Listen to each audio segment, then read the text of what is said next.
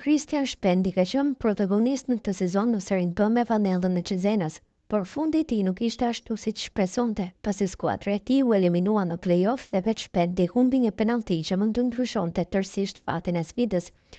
Vetë sulmuesi ka qëndruar disa ditë larg kamerave dhe vëmendjes, por me një intervistë të gjatë, më në fund ka zbuluar ndjesitë e tij pas asaj sfide, si dhe ka folur për të ardhmen. Shpendi, për fat të keq, duhet të flasim për ato penallti të mallkuar në Catanzaro.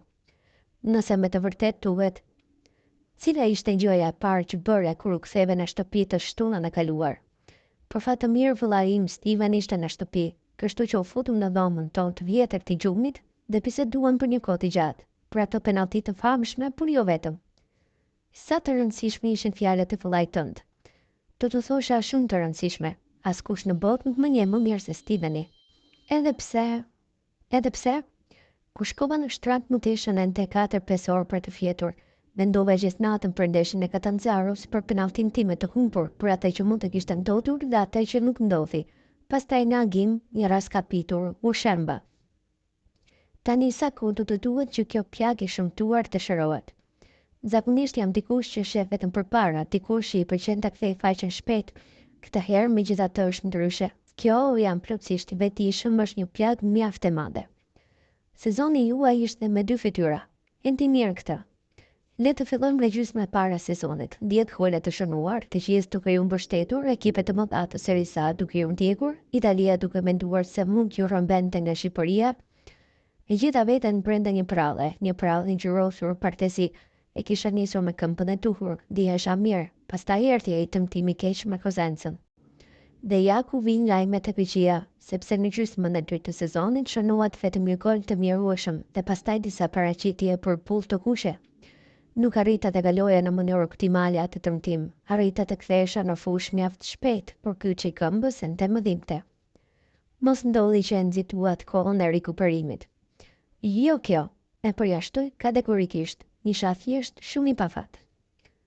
Një zog i vogël na tha se një virus misterioz erdhi gjithashtu për t'ju vënë një shkop në rrota. Gjithçka është e vërtet. Ky virus më shkaktoi dobësi të madhe, jo pikërisht maksimumi i jetës për një futbollist. Nuk ishte një periudhë e lehtë, ajo që përjetova në muajt e parë të vitit 2025, por nuk po kërkoj justifikime. Në gjysmën e dytë të sezonit duhet të kisha bërë shumë më tepër. Si do ta vlerësonit sezonin tuaj në përgjithësi? Nuk e di, vërtet nuk e di. Ti duhet japësh notat jonë. Dhe në fakt, në të ftesën e fundvitit, pavarësisht gjithçkaje, ju dham një notë të mirë, 7. Kam tendencë të jem gjithmonë shumë autokritik. 7 më duket shumë, dhe ta bëjmë 6 tiktes. A do të qëndroni te Cesena sezonin e ardhshëm? Nuk e di.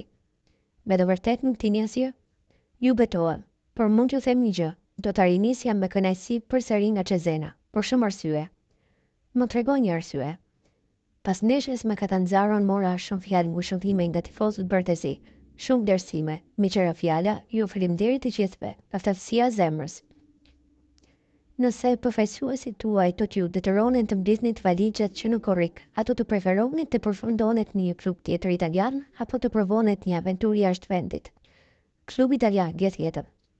Si vlerësoni sezonin 2024-2025 të Cesenas?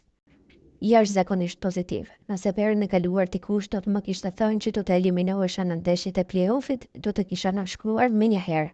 Le të mos harrojmë kurrë se Cesena është përballur me këtë kampionat si skuadër sapo e ngjitur. Ku e sheh veten pas 5 vitesh? Në Serie A, edhe pse për të qenë sinqert, të doja të shkoja në Serie A para vitit 2030. Ndërron të ratuaja edhe ai orë kthimit një ditë për të formuar një tyshe në sulm me vëllain apo jo? E ndjej. Herët avon, unë dhe Steveni do të takohemi përsëri. Ndoshta sezonin tjetër këtu te Cesena. Kur mos thuaj kur, por tani është vërtet e parakoshme për të bërë këto diskutime, gjithashtu sepse së pari duhet të shohim nëse Empoli do të qëndrojë në Serie A apo jo. Ku do t'i kaloni pushimet e merituara të verës? Këtu në Cesena. Në Cesena? Mos jeni të çmendur? Pse? Sepse në 90% e kolegëve tuaj kalojnë pushimet në Mykonos, në Formentera, në Monte Carlo, në Ibiza. Jo tani me një në pak. Jam një djalë i thjesht, një djalë që kënaqet me gjëra të thjeshta. Në Cesena kam gjithçka për të qenë i lumtur. 12 muaj të vitit. Cesena është Ibiza ime.